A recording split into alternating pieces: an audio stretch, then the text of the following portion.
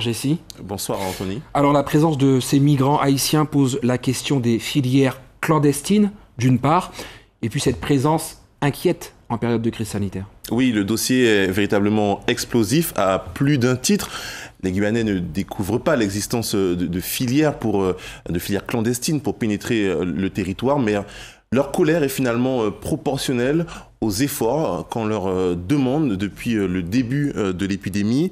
Rappelons que la frontière avec le Suriname est fermée, l'espace aérien de notre voisin est officiellement gelé. Comment expliquer dans ces conditions ces vols charters qui, depuis la mi-avril, ont permis l'arrivée de pas moins de 600 personnes donc, sur le territoire surinamien, dont, on l'a dit, des dizaines d'enfants, de mineurs non accompagnés. 143 ont donc demandé l'asile, nous disent les autorités. Ils ont obtenu un laissez-passer après avoir été testés. Mais voilà, pour la population, la pilule ne passe pas. Thierry Kefelec, le préfet, qui rappelle que le droit d'asile est donc une valeur donc importante, c'est un droit international. Il l'a rappelé au micro de Clotilde Séraphin-Georges et Séfiane Dehi. Demandeur d'asile, c'est un statut très précis de la République. C'est quelqu'un qui est en danger dans son pays pour un comportement, un mode de vie, un danger express parce qu'il n'a pas la bonne couleur de peau, il n'a pas le bon comportement, il n'a pas la norme d'un pays et il est pourchassé, il y a danger de mort. C'est ça la demande d'asile. Et toute personne qui rentre, même en effraction, en quelque sorte, sur un territoire français, dès lors qu'il demande à un officier de police judiciaire, en l'occurrence la police frontière, de poser une demande de droit d'asile, on doit l'étudier. C'est la loi, rien que la loi, mais ce n'est pas pour ça qu'il aura raison. Statistiquement, vous avez pour la Guyane à peu près 30 à 35% des gens qui font une demande d'asile, qui auront satisfaction et qui auront des titres.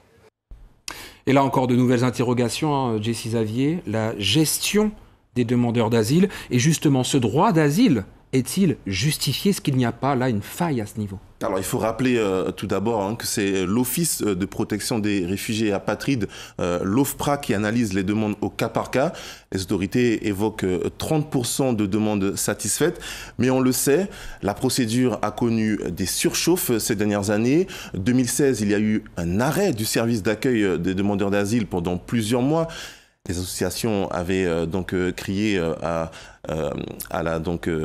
au mépris du droit des migrants. 2018, adoption d'un dispositif dérogatoire pour réduire drastiquement le temps de traitement des dossiers de ces demandeurs d'asile. Un dispositif expérimental qui est désormais inscrit dans la loi depuis l'an dernier. La crainte de la dérive est bien là.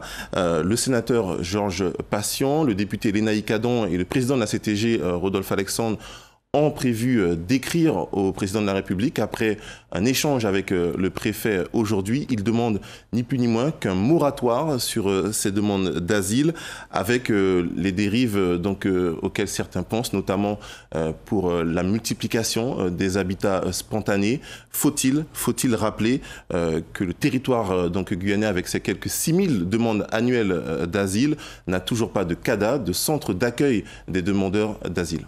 Jessie Xavier, merci pour toutes ces précisions.